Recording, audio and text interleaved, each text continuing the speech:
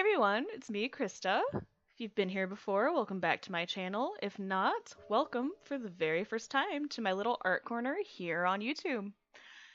Today, we're doing something a little bit different. You might have noticed I don't have my normal disclaimer going on, and I do not have that today because I am not trying any new products or reviewing anything. I'm using chalk pastels of brands that I'm very familiar with, and I'm just kind of creating something that I had a very vague idea of what I wanted to do, and it just kind of went in its own direction. This video is more of just a documentation of, I guess, a therapeutic piece might be the best way to put that. I started with using a General's pastel pencil and white to do the outline. I did cheat and use a ruler to do the basic cross, and we're going in with just some Prismacolor new pastels with base cream, and I'm using a sea green General's pencil to keep some of the lines in. The paper is a Canson Me Taints in gray. As you can see, I am just getting down those base layers using a cream, white, that green pencil, and then some red for the lips. I'm also pulling in kind of a magenta pink, which I will go over with a kind of olive green. Because they are complementary colors, they do cancel each other out and ends up being a nice brown. It's great for mixing skin tones. Wonderful thing about chalk pastel is it's an easy way to learn color theory and to just play around with different kinds of colors. They blend really easily. It's a very forgiving medium. It's super easy to fix mistakes and all that fun stuff. For the darker shades, I am using a kind of purple and an indigo blue color.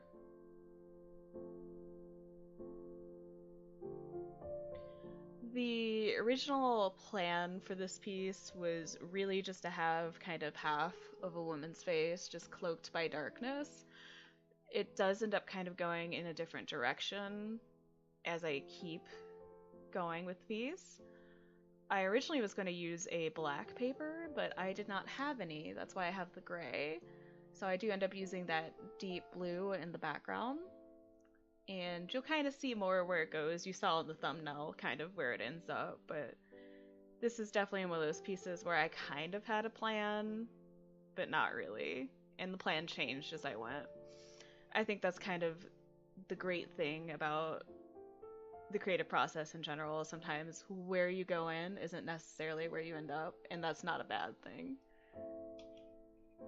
At least for me, being able to kind of divert directions and change as I go is just very therapeutic and in a lot of ways helpful.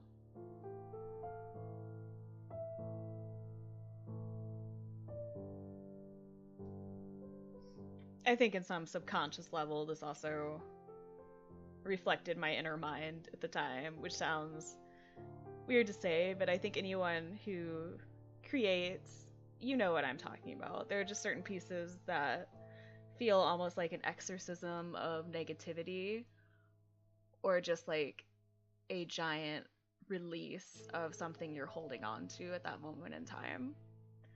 Right now I've been creating a lot more, and part of the reason for that has been as almost a meditation.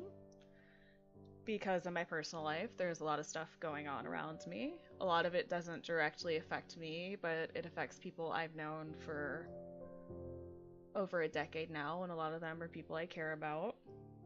And there's just a lot of hurt, and a lot of pain, and a lot of confusion going around.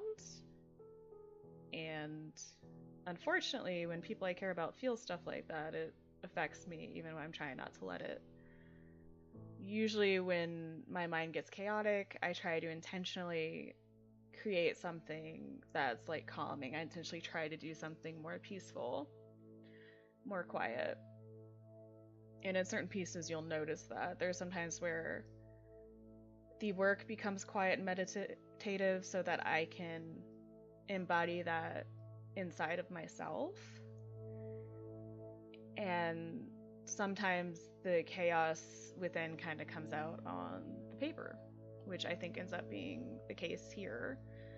I think by the end, it just becomes this weird metaphor for jumbled thoughts and confusion and anxiety and all that stuff. If you create, do you experience that process of almost like a piece of yourself or a piece of your mental state at the time coming out in what you're creating? If you do, please leave a comment down below. For the actual face part, I was attempting realism, at least as well as I can do realism. I'm not exactly the best at it, but I try. And the back, I kind of kept it more loose in the background and almost smoky. And I let the chalk pastel kind of be chalk, if that makes any sense. Like, I let it look like what it is, and you'll see that more as we keep going. But the line work in the background, you can already see I don't blend it out nearly as much as I do for the face, which I do have little blending stumps and some other stuff I'm using to blend, but typically I like using my fingers. I think that they work really, really well with this media, at least for me. I think the little bit of oil that I have in my fingertips helps it blend just a little bit more.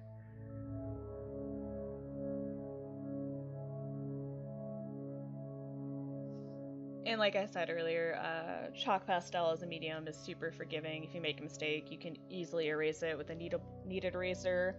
I couldn't find mine. I'm pretty sure one of my cats has stolen it and hidden it somewhere because they do stuff like that. And I ended up using the eraser that's on a mechanical pencil I have, and it still pulled out pretty well.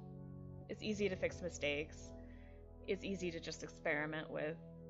And it's just one of those ones where, like, you don't have to worry as much about screwing up or messing up because you can fix it. And in a lot of ways, that in itself is very freeing because it's not as permanent as some other media can be.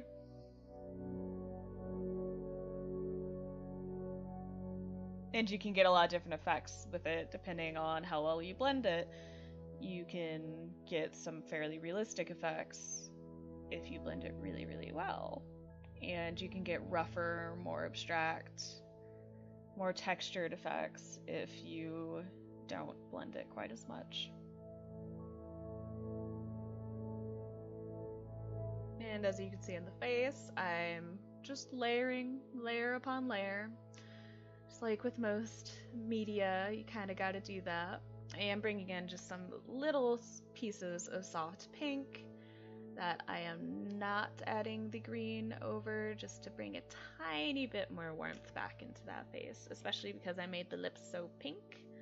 I wanted to try to bring a little bit of that liveliness into the skin tone.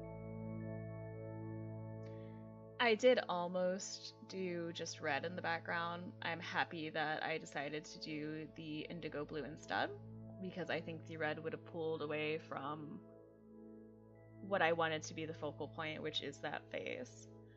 And for some reason, while I was doing this, I was just like, oh, the composition feels really empty. It feels emptier than I think I wanted it to. So, take a ruler. I start just drawing lines in chalk and just doing something a little bit more abstract, a little geometrical, trying to make sure that the lines kind of point down towards the face and bring that focus into that half face that I have going on. And as you can see, even with the dark blue being there and putting that cream color over it, it shows up really well against that dark background still. Which with some media, if you tried to do that, it would not be that bright. And as the background continues, you're going to see more what I was talking about with kind of going for something just really loose and letting the chalk behave as chalk without blending it or manipulating it as much. Kind of letting the lines be, and in a way it almost just feels like you are putting ideas on a chalkboard, but they're not quite coherent ideas. I end up using that olive green to outline the face and then to do a couple more lines in the background.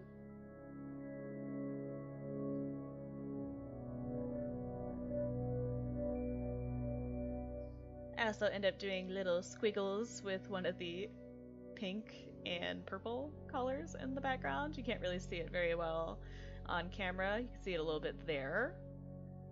And I also decide to do some of the pink lines as well, because I like following kind of a rule of Impressionism where you pull the colors throughout the entire piece, which that helps make the piece feel more coherent. When you have little bits of the same colors kind of throughout, it makes the whole thing feel as though it belongs together a little bit more than it might otherwise. And I showed this drawing to my boyfriend and my mom, and it's funny because my boyfriend was like, I like it, because he likes it when I do random lines and splatters. And I'm always like, well, why? Why do you like that more? He's like, I don't know, it has a story to tell. And then I asked him what story he thought that it had to tell, and he couldn't tell me. He's like, I don't know, but it's there. If you guys think there's a story here, let me know what that story is in the comments below. Not what I said. If you have your own interpretation of seeing it, let me know what that is, because that's a part of the fun of having a conversation about art in general, is each of us will see something slightly different when we look at it. But this piece is almost done, and therefore the video is almost finished. If you have any comments, questions, feelings, concerns, once again, please leave them just down in that comment section below.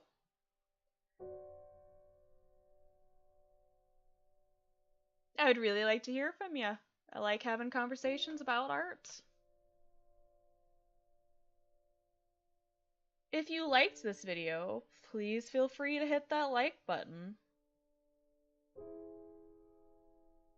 If you want to see more videos like this, please hit that subscribe button. I upload once a week on Fridays, typically in the afternoon.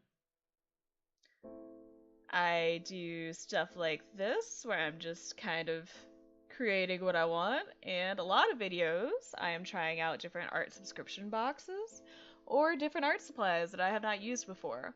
Those videos are a lot of fun because whenever I don't know what I'm doing, it is always a journey and an enjoyable experience. Every piece of art you create, you learn something about what you're doing, and you learn something new about yourself. Thank you so much for taking the time out of your busy day or night, depending on when you're watching this, to watch this video. And hopefully I will hear from you guys soon. You'll definitely be hearing from me. See you next time.